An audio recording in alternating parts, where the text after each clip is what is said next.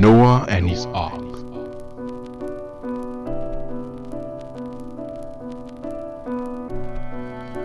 God saw that the people on his earth were mean.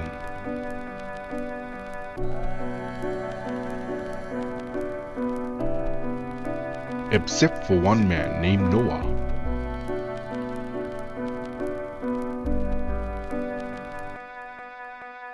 God told Noah to build a boat, build a boat, build a boat, build a boat. Noah obeyed. He built an ark. God sent 2 of each kind of animal to board the ark. The rain came down. It washed away the mean people. Noah sent a dove to find dry land. The dove brought back an olive branch. God sent a rainbow as a promise never to send such a flood again.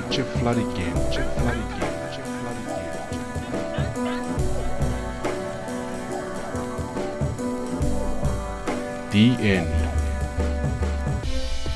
Helping children grow.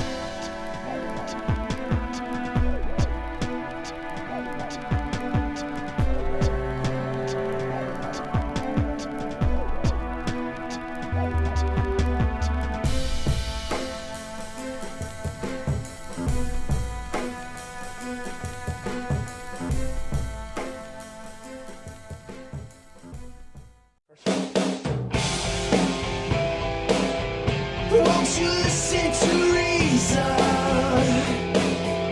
Will you open your eyes? It's a wonder what you'll find with an open mind. You may be surprised. Yeah. Okay, so let's see. Who's next? Kevin's waiting. Kevin in Orlando, and that's line 2. Kevin. Hello? Hey, Hello. you're on. Hey, how's it going, guys? Great show. I'm an atheist myself, and I have a quick question I wanted to ask you guys. Hello? Can you Yeah, hear me? Yeah, I'm yeah, listening. you're on. You're good. Go on. Go on. Did we lose Kevin? Kevin? Oh, well, that's. I think we lost Kevin, but we have his. We know what the question is. Yeah, you called us to ask about this supposed recent. How many does it make this time now? Noah's Ark has now been discovered something like 36 times. I don't know. There was an incident in Turkey where there was an actual. I mean, this was like decades ago, but there was a guy who was an actual deliberate fraud. He got this wood, Right. and then he like boiled it or something to make it look old, and then he took it to some organization that looks up. That tries to justify these Christian stories. Sure. And then, even after he said it was a hoax, they didn't say anything. Right. I mean, they wouldn't let scientists examine it. Now, this time around, And of course, it's sources like Fox News and WorldNet Daily are reporting on this. No legitimate news outlet is reporting on this. Right. But apparently, earlier this week, there was yet another discovery of what the discoverers are claiming is Noah's Ark on a mountain in Turkey, and they've supposedly. This is interesting. They've carbon dated it to 4,800 years old. This is the claim. Yeah. So isn't it now they interesting- believe. Yeah, isn't it interesting? Now suddenly, carbon dating is something that Christians accept, right? I mean, you try to show them fossils, and you try to show them all different sorts of archaeological proof and paleontological evidence for, well, this is how we date dinosaurs, and this is how we date the strata, and they say, oh, well, that's just fake, it didn't work. And then, but, Right, oh and no, they- when it comes And to... then they say, don't you know that carbon dating has been proven to be completely unreliable? Yeah. Why, there was this rock that I dug up 10 minutes It's like- ago, and it was 70 trillion years old. It's like when you carbon date the the Shroud of Turin to to demonstrate that the cloth doesn't go back much farther than, say, the 13th, 14th century. Then carbon dating is a fraud. But when it comes to but suddenly it's not a fraud now when it's their ark. Yeah. Here's the thing: discoveries like the Shroud of Turin and Noah's Ark are really great ways that you can witness this odd sort of love-hate relationship that fundamentalist Christians have with science, right? I mean, on the one hand, they really disdain science because it's science's job, essentially, to piddle all over their beliefs, right? They have, whatever their religious, teaching tells them about the history of the world and where people came from or this, that, or the other thing. Along comes science with all of its, research and its evidence and everything else. And sticks its little willy right in the middle of it all and spoils the fun. So they really have this disdain for science, but at the same time they recognize, well, in a contemporary, modern, rationalist culture, rationalist society, you kind of have to have some scientific backing because that's how you're legitimate, right? That's It's a lot like what I was saying when I went to Peoria a few weeks ago and got to lecture and basically do sort of a live version of the Atheist Experience with Matt. One of the things that I brought up in my talk was,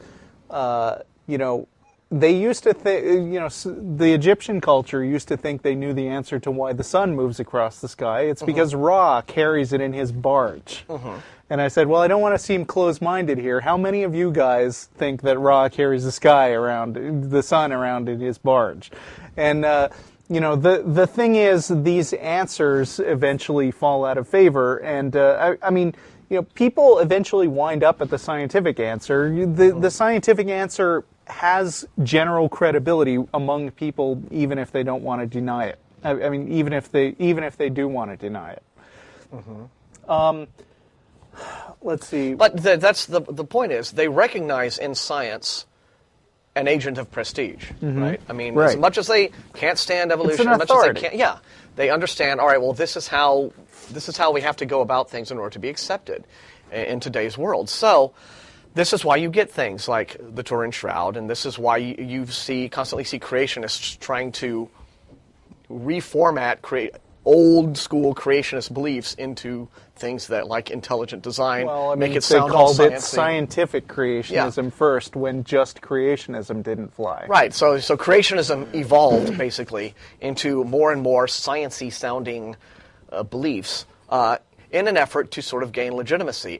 But at the same time, they always wanted to bypass the actual scientific method, which is experimentation, peer review, have it, and just have it legislated directly into the classrooms without having had any of their ID go through the actual process of rigor that you have to go through to say, oh yeah, this really works and there's evidence to back it up. So in this particular story, case in point, Right. there was a group of Christians that held a news conference to announce that they were 99.9% sure that we had found Noah's Ark. Now, as far as I could tell, that's not any different from them just saying, we're pretty darn sure. But sticking a number on it. Now, I mean, if I was going to make a pseudo-scientific fake press release, then I would say, we're 92.7% sure, because that would sound like not a number that you just made up. Yeah, well, you sound like you spent a little more time making it up, thinking about it to make it up than, Right, but they're 99.9% sure, Okay. which is pretty darn sure. But I mean, So what about this finding faith makes means them- that you can be 99.9% sure about everything, because if it was wrong, then God would have led you astray, and that's not possible. Yeah, well, there's a 99.9% chance of that. So what was the evidence that What makes them was the think it's evidence? 99.9% likely that this is Noah's That's a good big question. boat? I wish I were more up on this story, because Was there I think fossilized the main thing Triceratops poo? What? I see.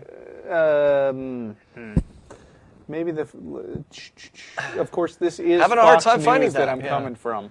Okay, so it's not actually a news article. Yeah, but I see that Dr. John Morris, who I believe is the spawn of Henry Morris, who Okay. made up the term scientific creationism, is the lead archaeologist at the Institute for Creation Research. Yeah, that's the one.